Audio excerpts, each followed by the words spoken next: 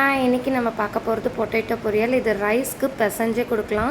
பிள்ளைங்களுக்கு ரொம்ப ஹெல்த்தியாகவும் டேஸ்டியாகவும் இருக்கும். ஸ்கூல் லஞ்சுக்கு கூட இது ப்ரிப்பேர் பண்ணி கொடுக்கலாம். ஸோ உருளைக்கிழங்கு வேக வச்சு அதை நல்லா நம்ம மசிச்சுக்கணும். மசித்து அதில் வீட்டில் இருக்கிற சாம்பார் பொடி இல்லை நம்ம எந்த சாம்பார் பொடி யூஸ் பண்ணுறோமோ அது, உப்பு, மஞ்சள், அவ்வளோதாங்க. சிம்பிள் ஐட்டம் தான். ஸோ அப்புறம் இதில் நல்லா தண்ணி ஊற்றிக்கணும். கொஞ்சம் கொல கொலன்னு இருக்கிற மாதிரி இருக்கணும். அப்புறம் நம்ம கடாயில் கடுகு, உளுந்தம்பருப்பு போட்டு கருவேப்பிலை போட்டுட்டு வெங்காயம் போட்டு நிறைய வெங்காயம் போடணும். அப்போ தான் டேஸ்டியாக இருக்கும்.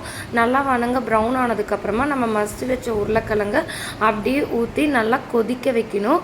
கொதிக்க வச்சிங்கன்னா உங்களுக்கு கொஞ்சம் பொரியல் டேஸ்ட் இருக்கும். இல்லை வேணும்னா நமக்கு காரம் வேணும்னா மிளகாத்தூள் ஆட் பண்ணிக்கலாம்.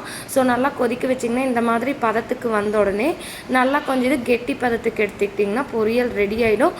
இதில் லெமன் ஜூஸ் கொஞ்சம் ஆட் பண்ணிக்கணும். இது ரொம்ப டேஸ்டி சூப்பராக இருக்கும். நீங்கள் ட்ரை பண்ணிவிட்டு கண்டிப்பாக நம்ம சேனல் கமெண்ட் பண்ணுங்கள். Bye guys.